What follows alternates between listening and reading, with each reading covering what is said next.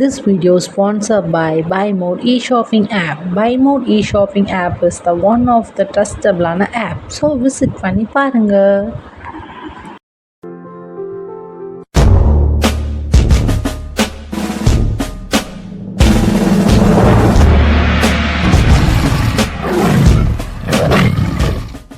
ஆம், அவனை கண்டு நான் அஞ்சுகிறேன். இந்திய மன்னர்களின் மத்தியில் அவன் ஏற்படுத்தும் முன்னுதாரணம் நமக்கு ஆபத்தை விளைவிக்க கூடியது. ஆனால் அவனுக்கு ஒத்துழைக்க தைரியமில்லாத கோழைகளாக மற்ற இந்திய மன்னர்கள் இருப்பது நம் அதிர்ஷ்டமே. 18ஆம் நூற்றாண்டில் இந்தியாவிலிருந்து லண்டனுக்கு சென்ற இந்த கடிதத்தை எழுதியவர் ரிச்சர்ட் வெல்லஸ்லி. அந்த கடிதத்தில் இருக்கும் அவன் என்கிற வார்த்தை குறிப்பது திப்பு சுல்தானை. 18ஆம் நூற்றாண்டில் இந்தியாவை ஆக்கிரமிப்பதற்கான முயற்சிகளில் ஆங்கிலேயர்கள் இருந்தபோது அதற்கு மிக பெரும் முட்டுக்கட்டையாக இருந்தவர் திப்பு சுல்தான். அதன் காரணமாக கிழக்கிந்திய கம்பெனியின் குலைநடுக்கம் என லண்டன் பத்திரிகைகளால் வர்ணிக்கப்பட்டவர் திப்பு சுல்தான். 1750ஆம் ஆண்டு நவம்பர் 20ஆம் தேதியன்று தேவனஹள்ளியில் பிறந்தவர் திப்பு சுல்தான். திப்பு என்கிற அரேபிய சொல்லுக்கு புலி என்று பொருள். திப்பு சுல்தானின் தந்தை ஹைதர் அலி மைசூர் அரசில் ராணுவ அதிகாரியாக இருந்தவர். தாய் பக்ரு நிஷா. உண்மையில் திப்பு சுல்தானின் வரலாற்றை விட ஹைதர் அலியின் வரலாறு மிகவும் சுவாரஸ்யமானது.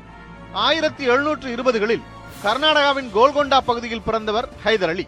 அன்றைய மைசூர் சாம்ராஜ்ய ராணுவத்தில் இளநிலை அதிகாரியாக பணியில் சேர்ந்தார். தன்னுடைய பணியில் படிப்படியாக உயர்ந்தார் ஹைதர் அலி. அப்போது மைசூர் சமஸ்தானம் மிகவும் பலவீனமானதாக இருந்தது. மைசூர் அரசர்கள் திறமையில்லாதவர்களாக இருந்ததே அதற்கு காரணம். ராணுவத்தின் தலைமை தளபதியாக உயர்ந்த ஹைதர் அலிக்கு ஒரு கட்டத்தில் மைசூர் சமஸ்தானத்திற்கு தலைமையேற்கும் சந்தர்ப்பம் அமைந்தது. சந்தர்ப்பம் என்பது கடவுளுக்கு இருக்கும் புனைப்பெயர்களில் ஒன்று என்பார்கள். கிடைக்கும் சந்தர்ப்பங்களை தவறவிடாமல் பயன்படுத்துபவர்களே சரித்திரத்தில் நிலைத்து நிற்பார்கள். ஹைதர் அலி அந்த சந்தர்ப்பத்தை சரியாக பயன்படுத்திக் கொண்டார் என்றே கூற வேண்டும். 1761இல் மைசூர் சாம்ராஜ்யத்தின் மன்னரானார் ஹைதர் அலி. திப்பு சுல்தானை இறை நம்பிக்கை கொண்டவராக வளர்த்து அவரை இறைப்பணிக்கு அர்ப்பணிக்க வேண்டும் என்பதே ஹைதர் அலியின் எண்ணமாக இருந்தது. அதன்படி முதலில் திப்பு சுல்தானிற்கு அது சம்பந்தமான பயிற்சிகள் மட்டுமே அளிக்கப்பட்டன. பின்னர் தனது எண்ணத்தை ஹைதர் அலி மாற்றிக்கொண்டார். திப்பு சுல்தானிற்கு போர் பயிற்சி அளிக்கப்பட்டது. போர்க்கலைகளில் விரைவில் தேர்ச்சி அடைந்தார் திப்பு சுல்தான். ஹைதர் அலி தான் போகும் போர்க்களங்களுக்கு திப்பு சுல்தானையும் அழைத்துச் சென்றார். தன்னுடைய 15ஆம் வயது முதல் போர்க்களங்களை காண ஆரம்பித்தார் திப்பு சுல்தான். அடிப்படையில் சுதந்திர தாகம் கொண்டவரான ஹைதர் அலிக்கு ஆங்கிலேயர்கள் இந்திய அரசுகளில் தலையிட்டது உறுத்தலாக அமைந்தது. ஆங்கிலேயர்களை எதிர்க்கும் முடிவுக்கு வந்திருந்தார் ஹைதர். மேற்கு கடற்கரையில் தங்களது ஆதிக்கத்தை ஆங்கிலேயர்கள் அதிகமாக்கிக் கொண்டே சென்றனர். இதனை தடுக்க வேண்டும் என்ற முயற்சிகளை எடுத்தார் ஹைதர் அலி. இதன் காரணமாக ஆங்கிலேயர்களோடு நேரடியாக மோத வேண்டிய சூழல் உருவானது. 1766ஆம் ஆண்டு ஆங்கிலேயர்களிடம் நேரடியான யுத்தத்தில் குதித்தார் ஹைதர் அலி.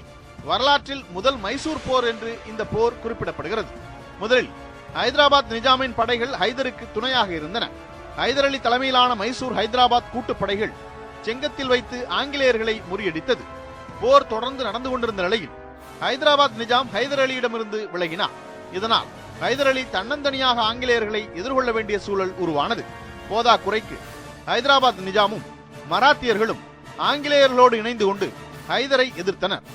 ஆனாலும் அந்த போரில் ஹைதர் அலியின் கையே ஓங்கி இருந்தது. செங்கத்தை தொடர்ந்து திருவண்ணாமலையில் நடைபெற்ற யுத்தத்திலும் ஹைதரின் படைகள் ஆங்கிலேய படைகளை திணறடித்தன.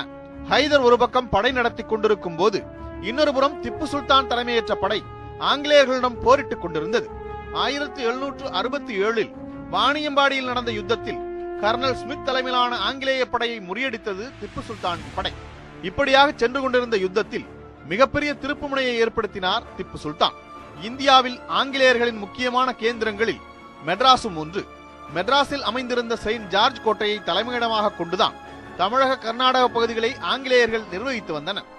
இந்த சூழலில் ஆங்கிலேயர்களின் அடிபடியில் கை வைத்தார் திப்பு சுல்தான். வாணியம்பாடியில் ஸ்மித்தை முறியடித்த திப்பு சுல்தான் தன்னுடைய படைகளோடு மெட்ராஸை சுற்றி வளைத்தார். ஆங்கிலேயர்கள் சமாதான உடன்படிக்கை செய்து கொள்ளும் முடிவிற்கு வந்தனர். ஹைதர் அலிக்கும் அப்போது அது தேவைப்பட்டது.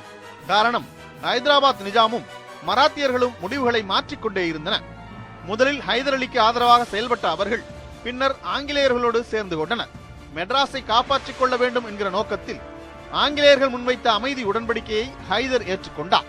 1769ஆம் ஆண்டு ஏப்ரல் 2ஆம் தேதி கையெழுத்தான மெட்ராஸ் உடன்படிக்கை முதல் மைசூர் போரை முடிவுக்கு கொண்டு வந்தது. இரு தரப்பினரும் தாங்கள் கைப்பற்றிய பகுதிகளை திருப்பிக் கொடுப்பதென்றும் போர்க்கைதிகளை விடுவிப்பதென்றும் முடிவெடுக்கப்பட்டது. எதிரிகள் தாக்கும் போது ஒருவருக்கொருவர் உதவி கொள்வது என்றும் மெட்ராஸ் உடன்படிக்கையில் கூறப்பட்டிருந்தது. முதல் மைசூர் போர் ஹைதர் அலிக்கு மிகப்பெரிய வெற்றியை அளித்திருந்தது. இது ஆங்கிலேயர்களை ஆத்திரமடைய செய்தது. ஹைதரின் மைசூர் அரசை எப்படியாவது அழித்துவிட வேண்டும் என்ற முடிவை அவர்கள் எடுத்தனர். 1771ஆம் ஆண்டு மராத்தியர்கள் மைசூர் மீது படையெடுத்தனர். மெட்ராஸ் உடன்படிக்கையின்படி ஹைதர் அலிக்கு உதவி செய்ய ஆங்கிலேயர்கள் வரவில்லை. அத்தோடு நில்லாமல் ஹைதர் அலிக்கு எதிராக மராத்தியர்களுக்கு மறைமுகமான உதவிகளையும் செய்தனர் ஆங்கிலேயர்கள். இதனால் அந்த உடன்படிக்கை முறித்துக் கொள்ளப்படுவதாக அறிவித்தார் ஹைதர் அலி. மீண்டும் போருக்கான தயாரிப்புகளில் இறங்கினர் ஆங்கிலேயர்கள். கண்களில் விழுந்த தூசியைப் போல மைசூர் சமஸ்தானம் அவர்களை உறுத்திக் கொண்டே இருந்தது. போருக்கான சூழலை இந்த முறை ஹைதர் அலியே ஏற்படுத்தினார். அதற்கான காரணம் ஐரோப்பாவில் இருந்து வந்து சேர்ந்திருந்தது. ஐரோப்பாவின் இரு முக்கிய நாடுகளான பிரிட்டனுக்கும் பிரான்சுக்கும் எப்போதும் 7ஆம் பொருத்தம்தான். ஐரோப்பாவில் அந்த நாடுகளுக்குள் ஏற்படும் போர் அவர்கள் வர்த்தகத்திற்காக செல்லும் இடங்களிலும் எதிரொலிக்கும். 1779இல் பிரிட்டனுக்கும் பிரான்சுக்கும் ஐரோப்பாவில் ஏற்பட்ட போர் இந்தியாவில் எதிரொலித்தது. இந்தியாவில் இருந்த பிரான்சின் நிலைகளை தாக்க முடிவு செய்தார் அன்றைய கிழக்கிந்திய கம்பெனியின் கவர்னர் வாரன் ஹேஸ்டிங்ஸ். தென்னிந்தியாவில் பிரான்சின் முக்கிய கேந்திரங்களாக இருந்தது பாண்டிச்சேரியும் மாகியும். பாண்டிச்சேரியை தாக்கி கைப்பற்றிய ஆங்கிலேயர்கள் 1779ஆம் ஆண்டு மாகியையும் தாக்கினர். ஏற்கனவே மேற்கு கடற்கரை பகுதியில் ஆங்கிலேயர்களின் அதீத நடமாட்டத்தால் ஆத்திரமடைந்திருந்த ஹைதர் அலிக்கு இது இன்னும் எரிச்சலையூட்டியது. மாகியை விட்டு ஆங்கிலேயர்கள் உடனே வெளியேற வேண்டும் என்றார் ஹைதர். இது மாகியை கைப்பற்ற ஆங்கிலேயர்களை அனுமதித்தால் நாளை அவர்கள் மைசூர் நோக்கி எளிதில் நகர்வார்கள் என்பதை ஹைதர் கணித்திருந்தார். ஆங்கிலேயர்கள் வெளியேற வேண்டும் என்று கூறியதோடு நில்லாமல் பிரெஞ்சுக்காரர்களுக்கு ஆதரவாக தன்னுடைய படைகளை அனுப்பி வைத்தார் ஹைதர் அலி. ஹைதர் அலியை சமாதானப்படுத்த முயற்சிகளில் இறங்கினர் ஆங்கிலேயர்கள். ஆனால் தன்னுடைய முடிவில் ஹைதர் உறுதியாக இருந்தார். மேலும் தன்னோடு உடன்படிக்கையில் கையெழுத்திட்டு பின்னர் துரோகம் செய்த ஆங்கிலேயர்களுக்கு பாடம் புகட்ட நினைத்தார் ஹைதர் அலி. மீண்டும் ஒரு போர் தவிர்க்க முடியாத சூழல் உருவாகியிருந்தது. 2ஆம் மைசூர் போரில் ஹைதர் அலியும் திப்பு சுல்தானும் இணைந்து ஆங்கிலேயர்களை திணறடித்தனர். பொள்ளியூரில் கர்னல் வில்லியம் பெய்லியின் படைகளை எதிர்கொண்டார் திப்பு சுல்தான். பெய்லியின் படைகளை விடவும் திப்பு சுல்தானின் படைகள் எண்ணிக்கையில் குறைவு. ஆனாலும் திப்பு சுல்தானின் வீரர்கள் ஆங்கிலேய படைகளை திணறடித்தனர். காஞ்சிபுரத்திற்கு பின்வாங்கிய பெய்லி உதவிக்காக மெட்ராஸில் இருந்தும் பாண்டிச்சேரியில் இருந்தும் படைகளை அழைத்துக் கொண்டார்.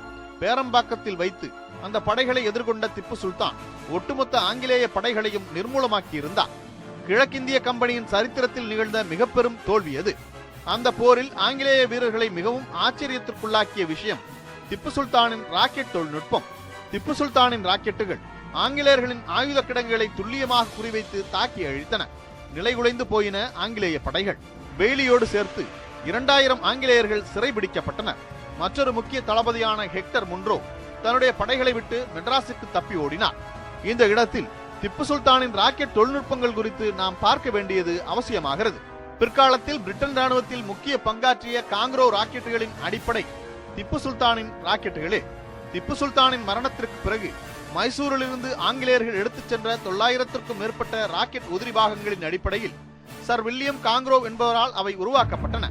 திப்புவின் படை ஆங்கிலேயர்களுடன் போரிடும் காட்சி அமெரிக்காவில் அமைந்திருக்கும் நாசா ஏவுகணை தளத்தில் ஓவியமாக இடம்பெற்றிருந்ததை தன் சொந்த தேசத்தில் மறக்கப்பட்ட ஒரு மனிதன் இந்த கிரகத்தின் இன்னொரு மூலையில் இருக்கும் நாட்டில் ராக்கெட் போர்க்கலையின் நாயகனாக சித்தரிக்கப்படுகிறார் என திப்பு சுல்தானை குறித்து தனது அக்னி சிறகுகள் நூலில் விவரித்திருக்கிறார் இந்தியாவின் முன்னாள் குடியரசுத் தலைவர் அப்துல் கலாம்.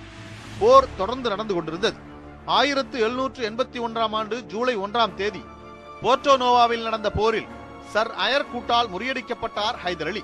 அதனை தவிர்த்து மற்ற எல்லா இடங்களிலும் ஆங்கிலேயர்களுக்கு மிகப்பெரிய தோல்வியை பரிசளித்தனர் ஹைதர் அலியும் திப்பு சுல்தானும். 2ஆம் மைசூர் போர் நடந்து கொண்டிருந்த போதே புற்றுநோயால் பாதிக்கப்பட்டிருந்த ஹைதர் அலி 1782 டிசம்பர் 6ஆம் தேதியன்று மரணமடைந்தார். இது ஆங்கிலேயர்களுக்கு புது உத்வேகத்தை அளித்தது. ஹைதர் அலி இல்லை என்பதால் திப்பு சுல்தானை எளிதில் வீழ்த்தி விடலாம் என்று அவர்கள் கணக்கு போட்டனர். ஆனால் அவற்றை பொய்க்கணக்காக்கினார் திப்பு சுல்தான். அதே ஆண்டு டிசம்பர் 26இல் அரசராக பதவியேற்றுக் கொண்ட திப்பு சுல்தான் போரை தொடர்ந்து நடத்தினார். ஐரோப்பாவில் பிரிட்டனுக்கும் பிரான்சுக்கும் இடையே நடைபெற்ற போர் ஒரு முடிவுக்கு வந்தது.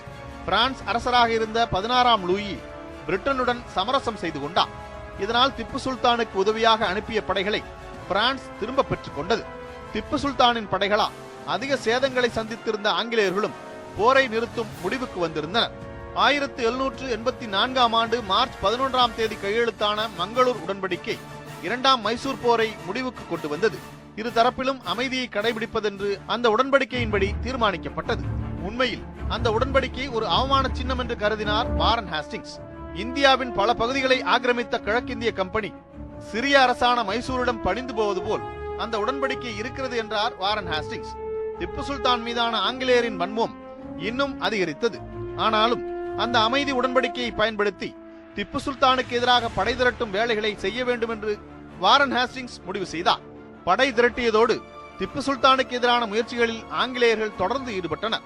மைசூரை சுற்றியுள்ள மற்ற அரசர்களை திப்பு சுல்தானுக்கு எதிராக தூண்டிவிடும் வேலைகளை செய்து வந்தனர். அது மட்டுமல்லாமல் மைசூரில் இருந்தவர்களை பயன்படுத்தி திப்பு சுல்தானை கொல்லும் முயற்சிகளையும் ஆங்கிலேயர்கள் செய்து வந்தனர். அதே வேளையில் மைசூரின் ஆட்சியாளராக பொறுப்பேற்ற திப்பு சுல்தான் சிறப்பான முறையில் ஆட்சி செய்து வந்தார். பல்வேறு நிர்வாக சீர்திருத்தங்களின் மூலம் தன்னுடைய வலிமையை பெருக்கிக் கொண்டார். தன் ஆட்சிக்குட்பட்ட பகுதிகளில் புதிய நாணய முறையை அறிமுகப்படுத்திய திப்பு சுல்தான் நாட்காட்டி முறையையும் மாற்றி அமைத்தார். திப்பு சுல்தானின் நில சீர்திருத்தங்களின் மூலம் விவசாயிகளுக்கு பல நன்மைகள் உண்டாகின. வளமான நிலங்களை யாரும் தரிசாக விட்டு வைத்திருக்க கூடாது. ஒன்று நிலத்திற்கு சொந்தக்காரர்கள் விவசாயம் செய்ய வேண்டும் அல்லது குத்தகைக்கு விட்டு இருக்க வேண்டும். அதிக நாட்கள் தரிசாக விடப்பட்டிருக்கும் நிலங்கள் பறிமுதல் செய்யப்படும். குத்தகைக்கான தொகைகள் முறைப்படுத்தப்பட்டன. மழை அதிகமாகவோ குறைவாகவோ பெய்து விவசாயிகளுக்கு நஷ்டம் ஏற்படும் தருணங்களில் குத்தகைக்கான தொகை குறைக்கப்பட்டது. 3 லட்சம் ஏழை விவசாயிகளுக்கு நிலங்கள் இலவசமாக வழங்கப்பட்டன. தலித் சமூகத்தைச் சேர்ந்த விவசாயிகளுக்கென்று கணிசமான நிலங்கள் ஒதுக்கப்பட்டிருந்தன. எந்த காரணத்தை கொண்டும் ஏழைகளையும் விவசாயிகளையும் துன்பத்திற்கு உள்ளாக்க மாட்டோம் என வருவாய் அதிகாரிகளிடம் உறுதிமொழி பெறப்பட்டது. இப்போது பெரும் புயலை கிளப்பி வரும் காவிரி பிரச்சனை திப்பு சுல்தான் காலத்திலும் இருந்தது.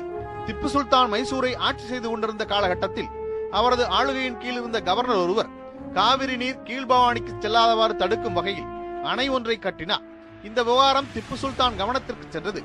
கீழ்பவானி பகுதியைச் சேர்ந்த விவசாயிகள் திப்பு சுல்தானை சந்தித்து முறையிட்டனர். சூரியனும் சந்திரனும் உள்ளவரை மேலிருந்து கீழ்நோக்கி பாயும் நீரை தடுக்கும் உரிமை யாருக்கும் கிடையாது. தடுப்பணைகளை உடைத்தெறிந்து நீரை ஓடவிடுங்கள் என உத்தரவிட்டார் திப்பு சுல்தான். அவரது உத்தரவு நிறைவேற்றப்பட்டது. காவிரி நீர் கீழ்பவானியை சென்று சேர்ந்தது. தற்காலத்தில் திப்பு சுல்தானை ஒரு மதவாதியாக சித்தரிக்கும் வேலைகள் அதிகமாக நடந்து கொண்டிருக்கின்றன. திப்பு சுல்தான் ஆட்சி காலத்தில் மசூதிகளுக்கு வழங்கப்பட்டது போலவே கோயில்களுக்கும் மானியங்கள் வழங்கப்பட்டன. திப்பு சுல்தானின் ஆட்சியில் வெளியிடப்பட்ட மதங்கள் குறித்த அரசாணை ஒன்று அதனை எதிரொலிக்கிறது. மதங்களிடையே நல்லுறவை பேணி காக்க வேண்டும் என்பது குர்ஆனின் அறிவுரை. குர்ஆன் பிற மதத்தவரின் நம்பிக்கைகளை அவமதிப்பதை தடுக்கிறது. மற்ற மதத்தினரை அவமரியாதை செய்யாதீர்கள், அது அல்லாவை அவமதிப்பதை போன்றது. இந்த பிரகடனம் 1787 ஆண்டு வந்ததாக கூறப்படுகிறது. மற்ற மதத்தினரின் நம்பிக்கைகளை மதித்த திப்பு சுல்தான் மக்களிடையே மண்டி கிடந்த மடத்தனங்களை மிக கடுமையாக எதிர்த்தார். பூரி ஜெகநாதர் கோயில் திருவிழாவின் போது தேர் சக்கரத்தில் விழுந்து உயிரை விடும் பழக்கத்தை திப்பு சுல்தான் கண்டித்தார். மேலும் குறிப்பிட்ட சமூகத்தைச் சேர்ந்த பெண்களை தேவதாசிகளாக கோயிலுக்கு பொட்டு கட்டிவிடும் பழக்கத்தை கடுமையாக எதிர்த்தார் திப்பு சுல்தான். தன் ஆட்சிக்குட்பட்ட பகுதிகளில் அந்த நடைமுறையையும் தடை செய்தார். திருவிதாங்கூர் சமஸ்தானத்தின் மலபார் பகுதி சில காலம் திப்பு சுல்தானின் ஆளுகைக்கு உட்பட்டிருந்தது. மலபார் பகுதியில் குறிப்பிட்ட சமூகத்தைச் சேர்ந்த பெண்கள் மேலாடை அணிய அனுமதி இல்லை. இது குறித்து தன் ஆட்சிக்கு கீழ் இருக்கும் கவர்னருக்கு கடிதம் எழுதிய திப்பு சுல்தான் அதனை தடை செய்ய தேவையான நடவடிக்கைகளை எடுக்குமாறு வலியுறுத்தினார். அந்த கடிதத்தில் மார்பை மறைக்காமல் பெண்கள் நடமாடுவது நீதிக்கு புறம்பானது. அதற்கான காரணம் என்ன என்பதை கண்டறியுங்கள். ஒருவேளை இந்த வழக்கத்திற்கு ஏழ்மைதான் காரணம் எனில் அதனை களையுங்கள். ஏதேனும் தண்டனைகள் விதிக்கப்பட்டிருப்பதாக தெரிந்தால் அதனை நீக்க தேவையான நடவடிக்கைகளை எடுங்கள். இரண்டும் காரணம் இல்லை எனில் அந்த இனத்தைச் சேர்ந்த ஆண்களோடு பேசுங்கள். தங்கள் தாய்மார்களும் சகோதரிகளும் மேலாடை இல்லாமல் நடமாடுவதை அவர்களால் எப்படி பார்த்து கொண்டு இருக்க முடிகிறது என்கிற கேள்வியை எழுப்பினார். திப்பு சுல்தான் தன் ஆட்சிக்குட்பட்ட பகுதிகளில் உள்நாட்டு வணிகத்தை ஊக்குவித்தார். வர்த்தகத்திற்காக வந்த ஆங்கிலேயர்களை முடக்க வர்த்தக ரீதியாக அவர்களை வலுவிழக்க செய்வதே சரியானது என்கிற முடிவுக்கு வந்த திப்பு சுல்தான் உள்நாட்டு வணிகத்தை அதிகம் ஊக்குவித்தார். மைசூரில் திப்பு சுல்தானின் ஆட்சி நடந்து கொண்டிருக்க அவரால் ஏற்பட்ட காயங்களை தடவிக்கொண்டே உள்ளுக்குள் குமுறிக் கொண்டிருந்தனர் ஆங்கிலேயர்கள். என்ன விலை கொடுத்தாவது திப்பு சுல்தானை வீழ்த்திவிட வேண்டும். மங்களூர் உடன்படிக்கை முடிந்தகையோடு அதற்கான முஸ்தீபுகளில் இறங்கி இருந்தனர். கிழக்கிந்திய கம்பெனியின் புதிய கவர்னராக நியமிக்கப்பட்டிருந்த காரன் வாலிஸ் திப்பு சுல்தான் மீது தாக்குதல் தொடுப்பதற்கான தருணத்தை எதிர்பார்த்து காத்துக் கொண்டிருந்தார். 1790 ஆண்டு திப்பு சுல்தான் திருவிதாங்கூரை ஆக்கிரமித்த முயற்சித்ததாக குற்றம் சாட்டி அவர் மீது போர் தொடுத்தனர் ஆங்கிலேயர்கள். அந்த போரை மைசூர் படைகள் தீரமாக எதிர்கொண்டனர். ஆனால் எதிரிகளுக்கு பஞ்சமில்லை. ஆங்கிலேயர்களோடு மராட்டியர்களும் ஹைதராபாத் நிஜாம், ஆற்காடு நவாப் போன்றவர்களும் இணைந்து கொண்டனர். திப்பு சுல்தான் வசமிருந்த திண்டுக்கல், கோயம்புத்தூர் ஆகிய நகரங்கள் கைப்பற்றப்பட்டன. ஆனால் சுதாரித்துக் கொண்ட திப்பு சுல்தான் ஆங்கிலேய படைகளுக்கு பதிலடி கொடுக்க ஆரம்பித்தார்.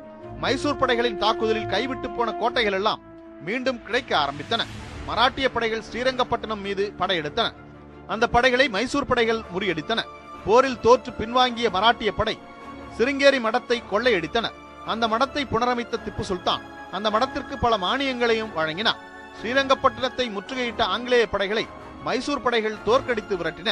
ஆங்கிலேய படைகளால் ஸ்ரீரங்கப்பட்டணத்தை நெருங்க முடியவில்லை. 30 நாட்கள் முற்றுகையிட்டும் எங்களால் அந்த தீவையும் கோட்டையும் தூரத்திலிருந்து தரிசிக்க மட்டுமே முடிந்தது என மன்ரோ என்கிற ஆங்கிலேய அதிகாரி பதிவு செய்திருக்கிறார். ஆனாலும் பெரிய படைகளுக்கு முன்பு மைசூர் படைகளால் வெகுகாலம் தாக்கு பிடிக்க முடியவில்லை. காரன்வாலிஸ் தலைமையிலான படைகள் பெங்களூரை முற்றுகையிட்டு கைப்பற்றினர். சமாதான உடன்படிக்கை செய்து கொள்ள தயாரானார் திப்பு சுல்தான். 1792 ஆண்டு மார்ச் 18ஆம் தேதியன்று ஸ்ரீரங்கப்பட்டண உடன்படிக்கை கையெழுத்தானது. அந்த உடன்படிக்கைக்கு திப்பு சுல்தான் கொடுத்த விலை மிகவும் அதிகம். தன் ஆட்சிக்கு உட்பட்டிருந்த பகுதிகளில் பாதியை ஆங்கிலேயர்களுக்கு தர வேண்டியிருந்தது. மேலும் போர் இழப்பீட்டுத் தொகையாக சுமார் 3 கோடி ரூபாய் தர திப்பு சுல்தான் நிர்பந்திக்கப்பட்டார். பணம் செலுத்தும் வரை திப்புவின் 2 மகன்களை ஆங்கிலேயர்கள் பிணையாக பிடித்து வைத்துக் கொண்டனர். இழப்பீட்டுத் தொகையை வழங்கிய பிறகே திப்புவின் மகன்கள் இருவரும் விடுவிக்கப்பட்டனர். உண்மையில் திப்பு சுல்தானுக்கு அது மிகப்பெரிய தோல்வியாக அமைந்தது. ஆங்கிலேயர்களுக்கு பதிலடி கொடுத்தே தீர்வது என்கிற முடிவுக்கு வந்தார் திப்பு சுல்தான். பல்வேறு சீர்திருத்த நடவடிக்கைகளால் தன்னுடைய பொருளாதாரத்தை பெருக்கிக் கொண்டார். மேலும் ஆங்கிலேயர்களுக்கு எதிரான ஒரு சர்வதேச கூட்டிணைவை ஏற்படுத்த விரும்பினார் திப்பு சுல்தான். அவரின் இந்த நடவடிக்கைகளை குறிப்பிட்டே திப்பு சுல்தானின் தலைமையில் இந்திய விடுதலை போர் நடந்திருந்தார். இந்தியா என்றோ விடுதலை பெற்றிருக்கும் என தனது யங் இந்தியா பத்திரிகையில் காந்தி எழுதினார். பிரான்ஸ், ஒட்டமான் பேரரசுகளோடு தூதரக உறவை ஏற்படுத்திய திப்பு சுல்தான் அவர்களோடு இணைந்து ஆங்கிலேயர்களை எதிர்க்க முடிவு செய்தார். பல்வேறு தேசங்களோடு உறவு கொண்டிருந்தாலும் அவர்கள் செய்யும் படை உதவி உட்பட எதற்காகவும் தன்னுடைய தனித்தன்மையை விட்டுக் கொடுத்ததில்லை. குறிப்பாக பிரான்ஸ் உடனான உறவில் தான் ஒரு இளைய பங்காளியாக இருக்க திப்பு சுல்தான் விரும்பியதில்லை. சம உரிமையும் மரியாதையும் கொண்ட ஒரு நட்பு நாடாகவே இருக்க விரும்பினார். படையெடுப்ப கோரி பிரான்ஸ் மன்னருக்கு எழுதிய கடிதத்தில் அப்படை தன் தலைமையில்தான் போரிட வேண்டும் என்றும் நட்பு நாடான தன்னை கலந்து ஆலோசிக்காமல் ஆங்கிலேயரோடு பிரான்ஸ் எந்த உடன்படிக்கையும் செய்து கொள்ளக் கூடாது என்றும் அவர் தெரிவித்திருந்தார். லூயி மன்னனின் பிரான்சோடு நட்புறவு கொண்டிருந்தாலும் பிரெஞ்சு புரட்சியில் ஈடுபட்ட ஜாக்கோபின்களை தன் மண்ணில் சுதந்திரமாக உழவ அனுமதித்தார் திப்பு சுல்தான். பிரெஞ்சு புரட்சி முடிந்த பின்னர் மைசூரில் இருந்த ஜாக்கோபின்கள் அந்த வெற்றியை கொண்டாடினர். அந்த கொண்டாட்டத்தில் கலந்து கொண்ட திப்பு சுல்தான் ஜாக்கோபின்கள் அளித்த குடிமகன் திப்பு என்கிற பட்டத்தை ஏற்றுக்கொண்டார். அமெரிக்க சுதந்திர போருக்கு நிதி வேண்டிய பெஞ்சமின் பிராங்க்லின் கோரிக்கையை பிரெஞ்சு பத்திரிகை ஒன்றில் படித்துவிட்டு அவருக்கு நிதி அனுப்பினார் திப்பு சுல்தான். முடியாட்சி செய்து கொண்டிருந்த மன்னன் ஒருவன் எழுதியது என்று நம்ப முடியாத வகையில் உலகின் கடைசி சர்வாதிகாரி இருக்கும் வரை அவனை எதிர்த்து நாம் போராடுவோம் என பெஞ்சமின் பிராங்க்லினுக்கு கடிதம் எழுதியிருந்தார் திப்பு சுல்தான்.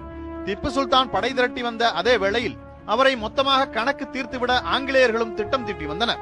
வெல்லஸ்லி திப்புவை அழிப்பதில் மும்முரமாக இருந்தார். திப்பு பிரான்சோடு சேர்ந்து ஆங்கிலேயர்களை எதிர்க்க எடுத்த முயற்சிகளை சுட்டிக்காட்டி ஸ்ரீரங்கப்பட்டணம் மீது போர் தொடுத்தது ஆங்கிலேய படை.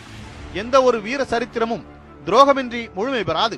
திப்பு சுல்தானின் நம்பிக்கைக்கு பாத்திரமானவர்களாக இருந்த அவரது அமைச்சர்கள் பூர்ணையா, மீர் சாதிக் ஆகியோர் துரோகிகளாக மாறியிருந்தனர். ஸ்ரீரங்கப்பட்டணத்தின் கோட்டை கதவுகள் ஆங்கிலேயர்களுக்காக திறந்து விடப்பட்டன. தன்னுடைய வீரர்கள் 11,000 பேரோடு ஆங்கில படையை எதிர்த்து நின்றார் திப்பு சுல்தான். திப்பு சுல்தானுக்கு அணுக்கமான சில தளபதிகள் அவரை தலைமறைவாக சொன்னபோது, ஆட்டு மந்தைகள் போல் 200 ஆண்டுகள் வாழ்வதை விட 2 நாள் வாழ்ந்தாலும் சிங்கமாய் வாழ்வது மேல் என்று திப்பு சுல்தான் கூறியதாக ஒரு தகவல் உண்டு. உலக சரித்திரம் ரத்தத்தால் எழுதப்பட்ட பல்வேறு தினங்களால் நிறைந்திருக்கிறது. 1799ஆம் ஆண்டு மே 4ஆம் நாளின் இந்திய வரலாறு திப்பு சுல்தானின் ரத்தத்தால் எழுதப்பட்டது. ஸ்ரீரங்கப்பட்டணம் இறுதி போர்க்களத்தில் மன்னருக்கான சிறப்பு ஆடைகளோ கவசங்களோ இல்லாமல் ஒரு சாதாரண சிப்பாய் போல் போரிட்டு மடிந்திருந்தார் திப்பு சுல்தான். ஸ்ரீரங்கப்பட்டணத்தின் மாலை சூரியன் திப்பு சுல்தானின் ரத்தத்தால் சிவப்பாகி மேற்கில் மறைந்திருந்தது. ஆனால் திப்பு சுல்தானின் பெயர் இந்திய தேசம் உள்ளவரை வரலாற்றில் நிலைத்திருக்கும் என்பது நிதர்சனம்.